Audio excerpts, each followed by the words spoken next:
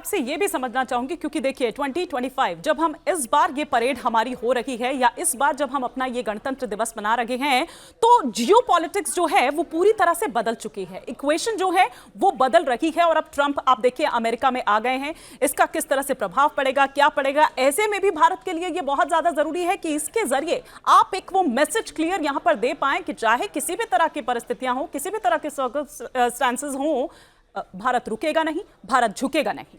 नहीं, बिल्कुल इबानी, बहुत अच्छी बात कही आपने। पर यह सिर्फ युद्ध के मैदान में नहीं, युद्ध की तैयारी में भी। और मुझे ऐसा लगता है कि रशिया और यूक्रेन का जो युद्ध है, उसके सबसे बड़ा जो सबक हम लोगों ने लिया है, आर्म्ड फोर्सेस ने लिया है, वो आत्मनिर्भरता कितनी जरूरी है, कितनी अहम है, ये सबसे बड़ा सबक है।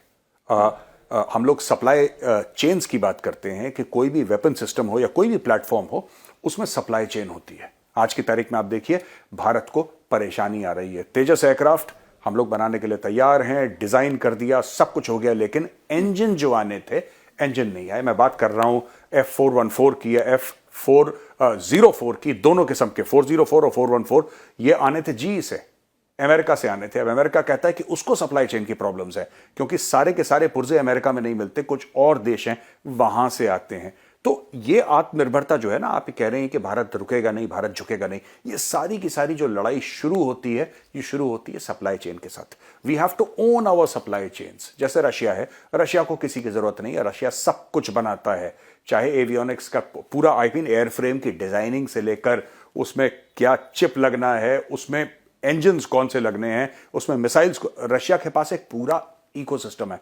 और शायद जितना रशिया के पास इकोसिस्टम है, उतना अमेरिका के पास भी नहीं है। Definitely American weapons are better, they are superior. मैं इकोसिस्टम की बात कर रहा हूं, और हमें वही चीज करनी है। रूस से एक बहुत बड़ी सीख लेनी है हमें कि अगर भारतीय सेनाओं को हमें सशक्त करना है और भारत को मजबूत करना है, तो उसमें सबसे बड़ी चीज है supply chain. We have to own our supply chains. जिस समय हमारे पास सारा कुछ जो सप्लाई चेन है हमारे कंट्रोल में आ गई, कम से कम इवन 80-90% हमारे कंट्रोल में आ गई, तो फिर भारत को कोई नहीं रोक सकता। जैसा आपने बोला, न रुकेगा न झुकेगा।